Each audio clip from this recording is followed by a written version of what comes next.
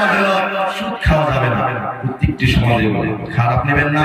সূরা ইমরান আয়াত নম্বর 130 আপনারা দেখেন, ইয়া আইয়ুহাল্লাযীনা আমানু লা তা'কুলু রিবা আদওয়াকুম তাকুল্লাহা লাআল্লাকুম তুফলিহুন।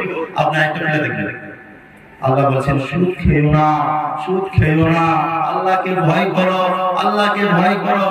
আল্লাহ রাসূল সাল্লাল্লাহু আলাইহি ওয়াসাল্লাম তিরমিজি শরীফ হাদিস, আল্লাহ রাসূল সাল্লাল্লাহু আলাইহি ওয়াসাল্লাম বলেছেন চার ব্যক্তিকে লানত করে নাম্বার যে সুদ দিবে, সুদ খাবে, লেখবে, সাক্ষী থাকবে। একটু ছোট গুনাহ কি জানেন? একটি সরিষা যদি 70টা ভাগ করা হয় কতটুকু বাবা, কতটুকু হবে দেখা যাবে?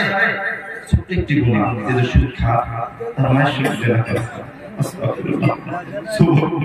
আমি তোমাদের খাবার ছাড়াই করোনা এগুলা কোন আলিম এগুলা বলে না, করোনা খুবই কষ্ট। তোমাদের কিভাবে বোঝাবো বলো? 4 নাম্বার তারপরে হলো ইতিমের মাল খাইও না, এগুলো কবিরা গুনাহ, এগুলো কবিরা গুনাহ। যুদ্ধের ময়দান থেকে পালিয়ে আসা যাবে না, এগুলো কবিরা গুনাহ।